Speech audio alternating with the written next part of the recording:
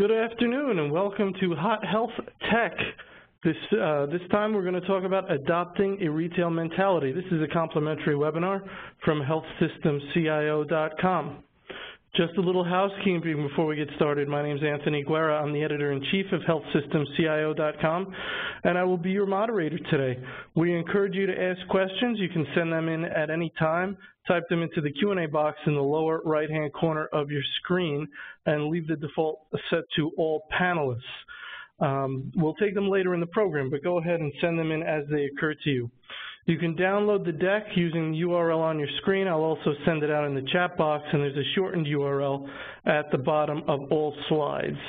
And we are recording today's event, and we'll post that to our YouTube channel just as soon as possible, usually within 2 business days, if not sooner, and you'll get an email when it goes up. Just to see how we're going to spend our time today, we're going to go about 40 minutes. First, we're going to hear from David Chou, CIO at University of Mississippi Medical Center, and then we're going to do about a 10-minute Q&A with David. So without further delay, I'm going to turn it over to our good friend David Chou. David, thanks for joining us. Hey, Anthony. Thank you so much, and thanks to everyone for joining the webinar today. This is really a topic that it's really deep in my heart as far as healthcare, changing our philosophy, really I want to call adopting a retail mentality. If you just look at the world around us, everything is changing. Consumers' expectations changing, business models changing, personal experiences changing in retail, whether we're talking about hospitality in the hotel business, whether we're talking about the airline sector, entertainment sector. Think about every vertical is changing where it's moving towards a personalized experience. What about healthcare? That's a question I like to pose out there. Think about healthcare, how we're operating these days. It's still very traditional. Most organizations are still in the fee-for-service world. I like to compare that to the airline industry, where the goal for airlines is really to fill the plane to capacity. And the same still really holds for hospital business, even though we're moving towards accountable care, where everyone's working on population health, we're still working at that fee-for-service mentality, and end of the day, that still drives our reimbursement model. So we look at the future of healthcare, how it's changing.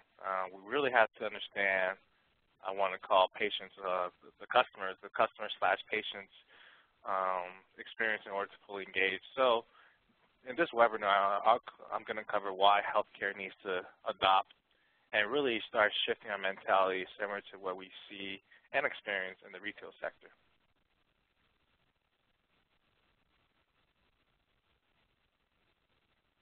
One second, having some problems with the slides. Here we go. So when I look at this graph, it's a little bit disturbing. Where does healthcare currently stand? This is a survey that was done by the Consumer and Healthcare Report, where it addresses the customer dissatisfaction with their most recent experience across all verticals. So if you look at the consumer's last experience in healthcare, it ranks up there in terms of quality as it stands when visiting a mobile phone store in terms of that dissatisfaction. People have a better satisfaction visiting banks, visiting a restaurant, even buying a car. So think about how painful it is to buy a car before. Now people rate that experience better than going to see a healthcare provider. I like to use a few examples. If we think about ourselves as a patient when we're entering a hospital or a clinic, the typical scenario of seeing a specialist that you may be referred to by your primary doctor. When you get there, what is that experience like? You have to wait 30, 40 minutes when you have an appointment.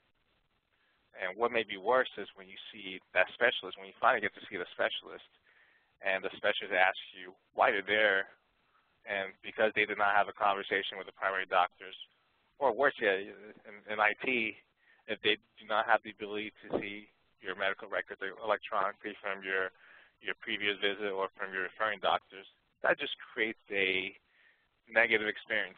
Now, that's something we must work on, And this is where technology can be, I won't say a savior, but technology can be a great tool to solve that problem. But we go back to this scenario of that customer experience, that customer's journey is very frustrating for a patient. It's not a great experience. So we think about what is changing these days. The expectations for the patients have changed dramatically. Two trends that are that patients are more knowledgeable and they're more aware of their choices. Think about consumers have more access to medical information than ever before, which enables them to do lots of self-diagnosis, which is maybe good or bad, but they're more educated. And they're also able to shop around for different providers and treatment options. Right? We think about what is the most popular doctor these days. I want to refer them to as Dr. Google or even WebMD. Anytime there is something wrong with me from a health perspective, I'm going to go on Google and search for and type in my symptoms and maybe come up with a result.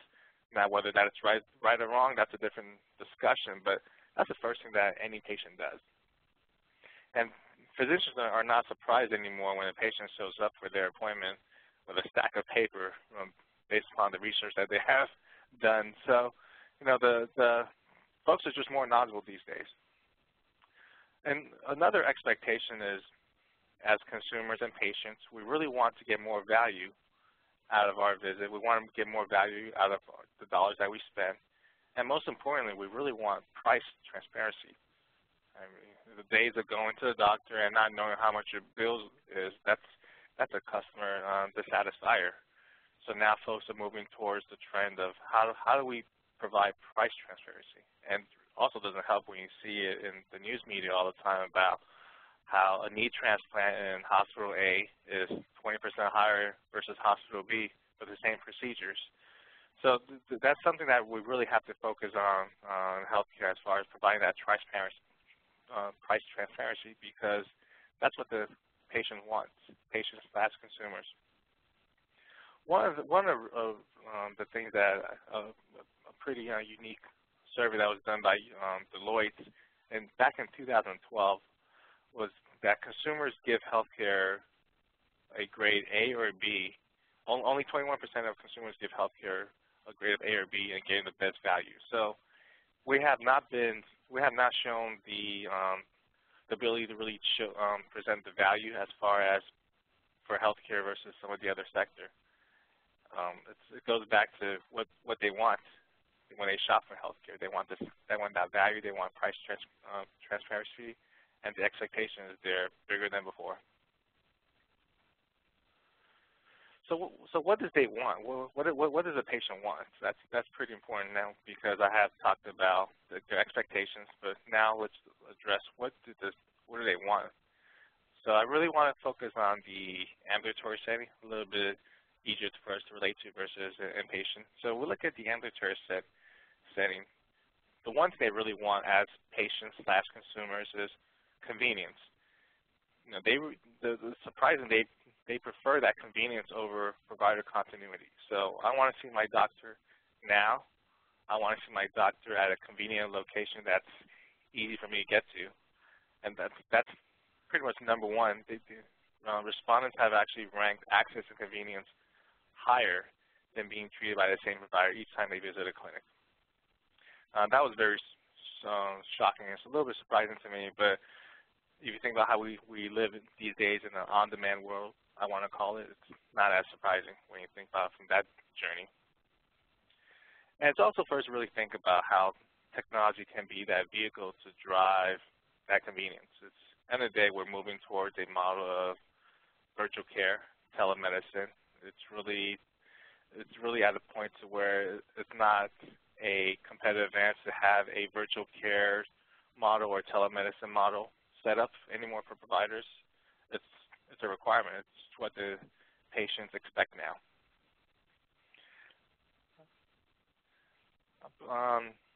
The other thing that's really surprising to me is when you're seeing their preference, patients' preference over service location. Would they prefer to have a clinic close to their home, or would they prefer to have something in the retail shop when they're running errands? What's really surprising is that a lot of folks prefer to have email visits.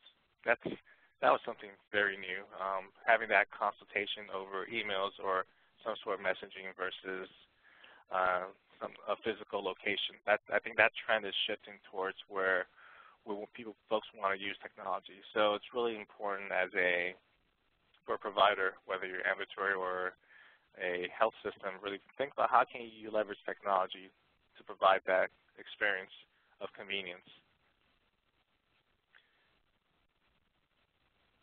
So we talk about expectations, what they're looking for. What is it next for healthcare to change? There's really no easy button, I would say. There's not a magical solution that fits all the scenarios I have described. But overall, we have to find ways to improve that consumer journey. That's my example of the wait time early on. It's really a customer dissatisfier. But most importantly, number one thing I want to tell all executives is there's really life after the EMR. We have to focus on past installing the EMR. It's really starting to shift our focus on population health, patient engagement, and the outreach, which is why I like to compare healthcare to the other sectors, especially retail, and look at ways that we can learn from those areas.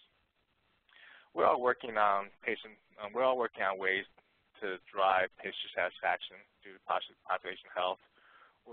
But what's the number one dissatisfier is wait time.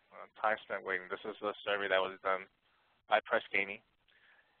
We really have to figure out how do we cut that down. And it's not an easy task. There's not a magical button, but it is something that we're focusing on constantly. Let's see, here we go. And then number two is looking at ways to make better use of the technology. When we talk about taking advantage of technology, there's a lot of things that we use on a consumer base, but it hasn't been applied to our enterprise environment. And really surprising, consumers want to have that video conferencing experiencing for follow-up visits. They want to be able to leverage video for a lot of the care. We talk about telemedicine. We talk about how it's not a competitive advantage anymore just to have it. It's really a prerequisite for most consumers in terms of choosing who they want to use as a provider for care. We've got to listen to the customers.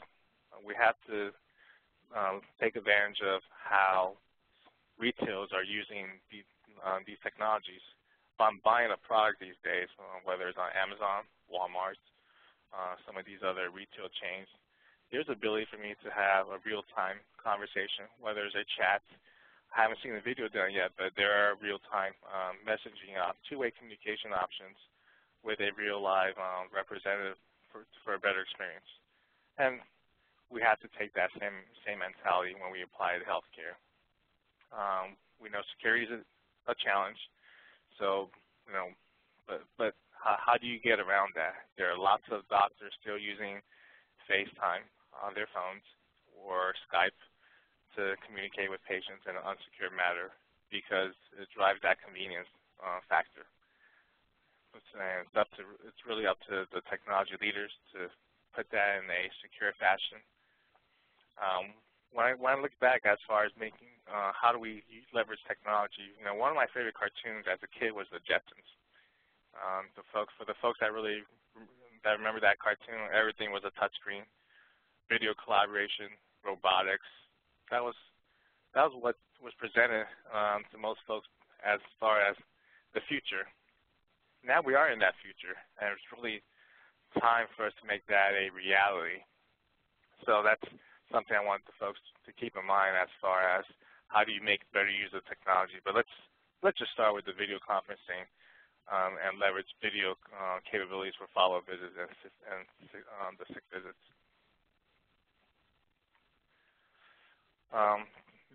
Continue on in terms of leveraging technology. People want to have that secure messaging, the portal, these are surveys that were done back in 2013 as far as patient priorities in terms of how they can leverage technology for healthcare.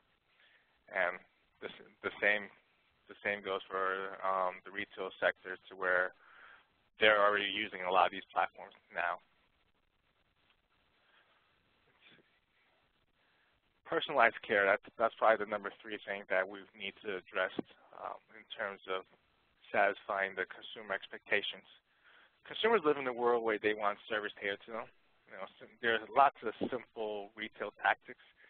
I love using Amazon. I know maybe something that people hear about all the time, but Amazon is probably one of the greatest analytics company out there in terms of when you log on to Amazon, what's the first thing you get? You get a wish list of things that you may want to buy. So they're able to predict your shopping habits based on your historical your purchases. Well, same for healthcare, right? We're all trying to move with that predictive modeling. We want to be able to predict that there may be an adverse event that may happen in the patient before it actually happens, and that's really utilizing analytics. People want the same experience when using Netflix, where you get a list of recommended movies based on your viewings. Same thing with healthcare. We got to be able to predict that David Chou, not knock on wood, may come down with a stroke because he's had too many Burger King Whoppers, right? Based on my historical eating habits, based on my visit to the doctors, if I continue down this path, there may be an adverse event that may happen. So that predictive care, that personalized experience, that is something that we must move towards in order to adapt to what the consumer experience is versus what they get every day in a retail sector. We're all working very hard. Every healthcare entity is working very hard on population health management, wellness, but it's really important for us to focus on the retail mentality to adopt that, because at the end of the day, they do such a great job of that consumer engagement, just having that analytics platform. I love thinking about having apps. We're moving towards an apps world where it's going to be everything is driven by an app. That ties back into this personalized care. Wouldn't it be great if there's a healthcare app or an app from any healthcare organization that has the ability to track my diet, allows me to manually input my meals, ties it back into the social world. That's one thing that's really important for us to focus on. We live in a social world these days, so not everyone may post every restaurant they're at, but the folks that do post where they are, the folks that use Facebook, they use Twitter, that's a lot of information that can be very powerful. I go back to the example of if I'm a patient that is supposed to be on a low-sodium diet, and somehow because I'm really engaged with the social world, I have my app. I have an app that's open that has my location tracking, and I'm at a drive-through getting. I'll go back to my Whopper experience. I'm getting a Whopper with large fries where I shouldn't be. There's something about that data that should be critical. That should be able to make an impact on providing that predictive care, or at least send me an alert to say, hey, David, you're on this low-calorie diet. If you keep on eating this Whopper or get this meal, it won't be good for you. Or better yet, how about it makes a recommendation for me to get something a little bit healthier versus what my order is. So obviously you can't dictate behavior, but you're able to at least try to change behavior. So that's where that personalized care, personalized experience is going to come in. And you are seeing that in the retail sector, but I have not seen that mentality yet in healthcare. We talk about it. I think a lot of folks talk about it, but we really haven't really fully adopted that. The reason why I think most folks are still going through that the stage of whether they're implementing an enterprise system, whether it's an EMR or ERP, but I really want to focus on there's a big life after EMR. As the world changes, consumers' expectations changes, that's what folks are going to expect.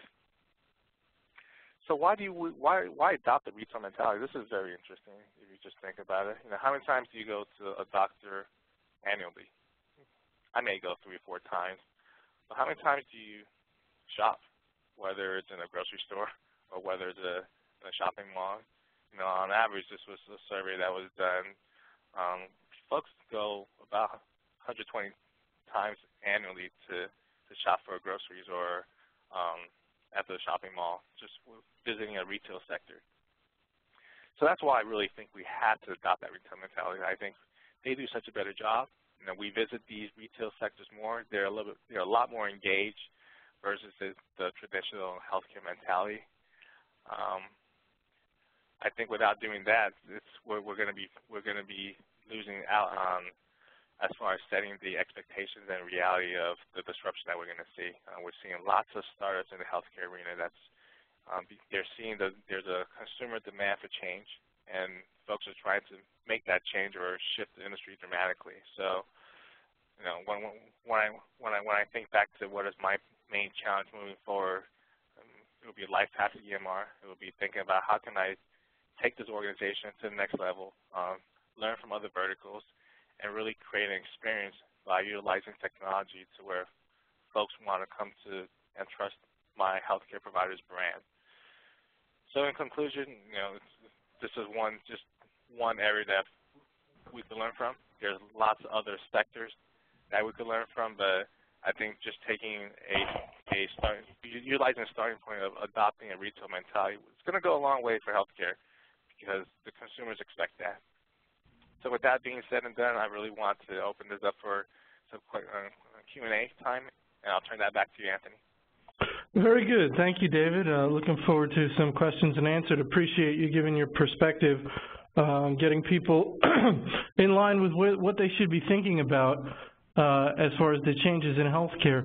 Can you talk a little bit, obviously this is top of mind for you, can you talk about any work you've been able to do to move your organization forward in this area and maybe some of the challenges that you face when you're trying to institute this kind of change in a health system? So the first thing we try to do is, we're trying to, we actually have one of the clinics utilize kiosks. The reason for that is you think about how you check in now at the airport, you're using a kiosk. So even the banking, there's the days of seeing a teller, the days of seeing a travel agent help you, the numbers are diminishing. So we're trying to think about how can we utilize that experience so that folks can have more of that self-service at the starting point. So we put in a kiosk at a few family medicine clinics. Challenge with that is it also depends on your demographics and your location. So I think if I was in Silicon Valley or if I was in a bigger market, it may be a little bit more well receptive. But because of where I'm at in the southern region of the U.S., where technology adoption is not as high as some of the other areas, it is not being used as much as I would like, but they are using it. But it'll take a little longer because it is more about changing folks' behavior when they come in to visit your brand. So I think that's our starting point as far as moving towards that retail mentality. In addition, we have a big telemedicine presence in the States, where we're doing lots of video consults, virtual care. I think that's, I go back to my phrase earlier where it's not a competitive advantage anymore, it's a prerequisite. So we have that in play, but I think the kiosk and the mentality of really moving towards a lot of the self-functioning, self-service features would be a good move for us in terms of for creating that better patient experience. And what do you think the CIO's role is in pushing this change forward? Can you be a leader? Can you be bringing these ideas to your CEO and your CFO? And how does that dynamic work? Or do you have to sort of wait for other business leaders to bring this up and then you can support them with the technology? So I think these are things that the CIO should bring up. I really view my role more as a business strategist. I shouldn't be the one that's just known to keep the lights on. So I think, I really think the CIO's role has to evolve in terms of providing solutions. But in addition, really keeping the senior management team aware of what's going on as far as expectations. The way I brought this up, and you got to get lots of buy-ins from other members, but I think as a whole, we just look at folks as a consumer these days, their expectations have changed. So you have to put it in a phrase, in a format that's aligned with mission. And at the end of the day, I'm tying this back to the patient experience. So it's important for the CIO to really tie in any strategy that they have and make that a business strategy. One of my models or saying there's no such thing as an IT strategy anymore. Everything that we do is a business strategy. So, this ties back into patient experience, and when I talk about patient experience, I also tie that back into reimbursement. So that's how I'm able to sell a lot of the strategies and a lot of things I want to work on and not make it purely just IT focused. And I would imagine the more competitive the environment your health system is in, the more you'll want to keep an eye on what your competitors are doing and how they're moving down this road. Obviously, you don't want to be the health system that is the most backwards or difficult to engage with from a patient or a physician point of view, especially. Right. I mean, you don't want to be the one that's looking out and saying, well, I should have done that, right? A perfect example is I was reading the other day, everyone remembers the story, and this is one of the best use cases you always see from when we talk about business is not changing as Blockbuster. They had the ability to buy Netflix a while back, and they decided not to because they thought, that's a silly idea. Who's going to want to buy, who's going to want to stream videos online? I'd rather just be in the, have that brick and mortar store and be able to have folks come in and rent out an actual DVD or CD. So I think you don't want to be that organization looking inwards from the outside. So I think it's important to keep that perspective in mind and really try to bring that change to the organization. All right, respond to this comment. Unfortunately, healthcare and medicine is not as predictable as retail. Physical exam history varies from patient to patient. How can you standardize as retail does? Well, my example is primarily in the ambulatory setting. So most of the times, folks know what they need. They want it for convenience. So if I feel like I have an infection, what do you really want when that happens to you? You probably want medicine, but you want to get some medical assessment just to make sure you get the right medication or just to make sure you have what you think you have. So I really want to say 80% of the time, a lot of the chronic stuff, you could move towards that retail model. And this is why you see folks like Target, CVS, Walmart, even Whole Foods setting up healthcare-related clinics within their location because they think they could pull that off better than most of the providers, so traditional healthcare providers can. So, yes, you probably can't do surgeries in these clinics at these retail sectors, but you could probably do 80% what you need, and the fact that they could provide that convenience factor, maybe they could do it for cheaper, that's going to go a long way, and that's going to change how healthcare is going to be practiced 5 years from now. And there's a follow-up comment, video medicine may not be adequate in many cases, and it sounds like what you're saying is, well, it may be adequate in many cases, but certainly not all cases. So is that kind of what you're saying? Yeah, I think most folks are, the video quality, we're talking about quality of the images itself. I think technology has overcome that perception. Yes, there are things that I know doctors may not feel comfortable with because it's always different when you see someone in front of you. You can see their skin color a little better. You can see their complexion. And that's part of your diagnosis. I get that 100%.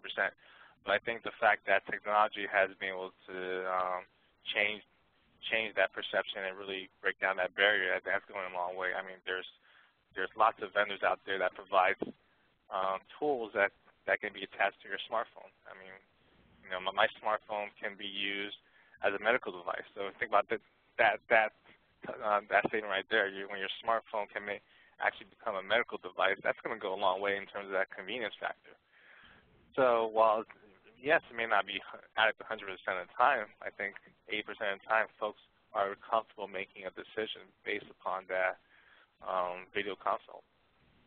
Or even if it's 50, it might be worth moving forward, right?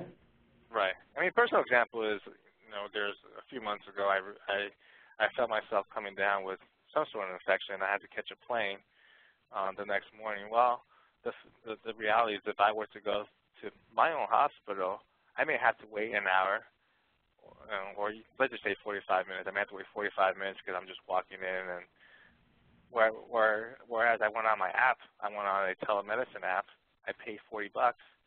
I was able to get my medicine at a pharmacy within that 45 minutes an hour time frame. So that convenience factor goes a long way, and I got what I needed. But obviously, it's not 100% of the time that's going to work well in my favor. But I'm willing to pay for the convenience factor. I think when you think about most folks who need to see a doctor, they're also consumers.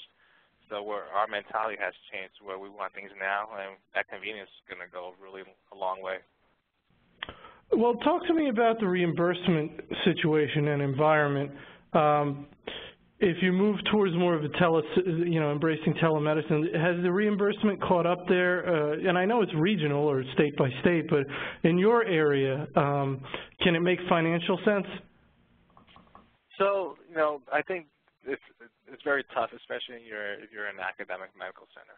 So the reimbursement, it's a given. Academic medical centers are more costlier versus the retail. So it's very hard to, when you say, how do you make a profit from a $49 visit, is very hard.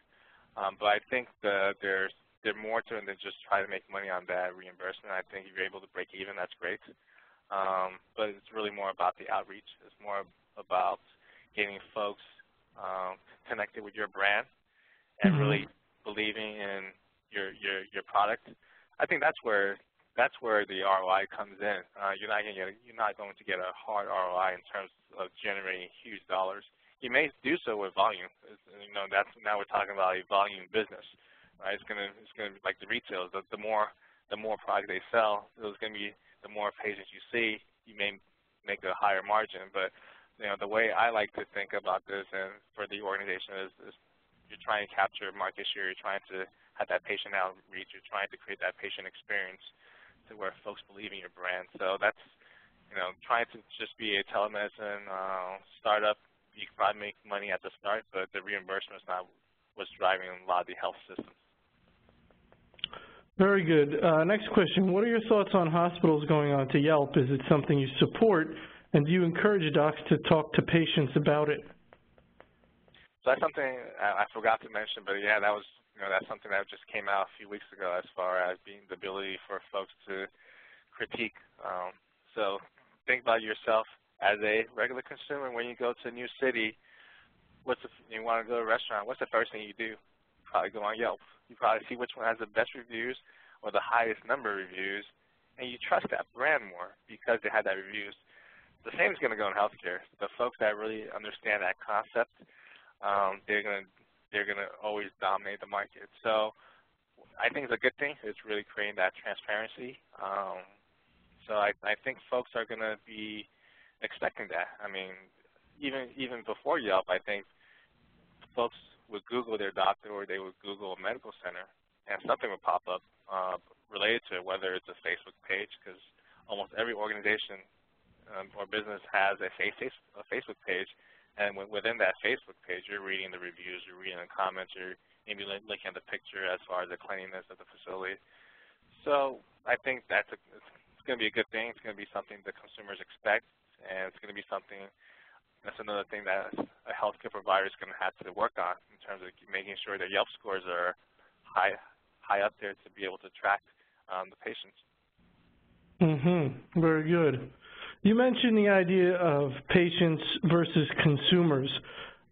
Is it possible that you have two constituencies that come into your facility, some that just want to be in and out, they want to be patients, they're one-time event type people, they're there for a specific thing, and they just want to be patients. And then you may have your chronic condition folks who need to be treated more like consumers and sort of engaged with continually. Maybe you need two strategies for each. What are your thoughts around that kind of concept? I think that's a reality, right? Well, not everyone's going to come in as engaged as a regular consumer would be. You know, there's folks that still want to go to the doctor. They will listen to what the doctor tells them and then go home.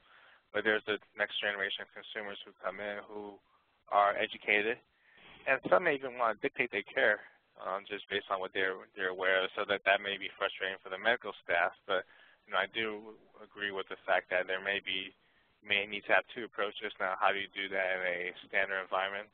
That's a separate discussion. Probably hard to do, but I think at the end of the day, healthcare facilities need to understand their customers. They need to understand the different types of customers they may encounter, and we do that on a regular basis. We understand the different types of patients that we may get based on their symptoms, but we would have to take that to a different level, understanding that these folks coming in now are a lot smarter than they were before.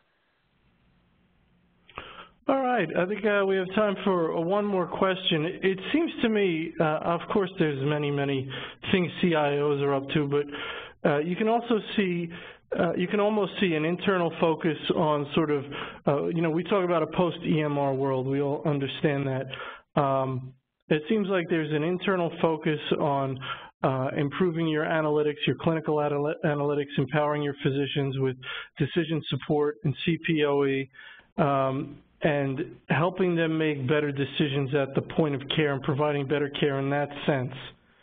And then almost separately, there's this idea of this exterior-facing patient engagement and retail mentality. Of course, the whole thing's wrapped in security and these type of things, but can you see your world being somewhat bifurcated between those two areas? And feel free to totally rephrase whatever I've said and critique it. No, yeah, definitely. It has changed. I mean, so let's forget about what we see in healthcare. If you look at any other verticals, any other traditional organization, there's probably a CIO, and their main job has always been keeping the lights on, making sure everything is working, making sure the infrastructure is up, making sure the network is steady and you're able to upgrade. And now you're seeing other verticals where there's a new role coming out called Chief Digital Officer, and that's really to bridge that gap between the folks that are running the marketing, so if I tie that back into patient engagement, the folks that are external facing, but they need to utilize technology just to be able to reach out to the consumers, and they also have to understand technology because the CIO is they may not be as savvy or they may not be as customer oriented, but they really got to keep the lights on. So you're starting to see that role pop up in lots of organizations, this Chief Digital Officer. Now, how long is that going to last? I don't know. But my personal opinion has been that that's a role that the CIO should be able to take if they need to be engaged with the business. If they're not, their really core focus is keeping the lights on, managing infrastructure, making sure the back end works, then there's probably a need for that role just to be able to bridge the gap. But I think the future CIOs should be able to bridge that gap and really has to think about how technology can be a business driver. I think healthcare, we haven't seen that come across yet. I do see a question out there as far as, do folks need to hire leaders from the retail sector? I have heard that a lot. I've heard lots of healthcare organizations start looking outside healthcare because they want the folks with experience of working with the consumers. They want to have that different mentality. They want folks to understand how can they utilize data to drive analytics, to drive engagement. So that trend is starting to happen. So I would say for the CIOs out there who are listening, really think about how you can keep the lights on, but at the same time, how can you take the organization to the next level by utilizing technology, by creating a better experience, and really tying back in to everything that you're doing to a business objective. Excellent. Well, that's about all we had time for today. I want to thank David Chou for joining us again and continuing his series with us. As I mentioned, we recorded our event today, and you'll receive an email when our archive has been posted to YouTube. For those of you who hold the CHIME CHCIO certification, let CHIME know you attended. Attending our events gets you one CEU, and if you've asked us to let CHIME know, we will. To sponsor events like these, you can contact Nancy Wilcox. Questions, comments, you can reach me, and you can go to our website to view our upcoming schedule. So once again, I want to thank David, I want to thank our audience, and everybody have a wonderful day.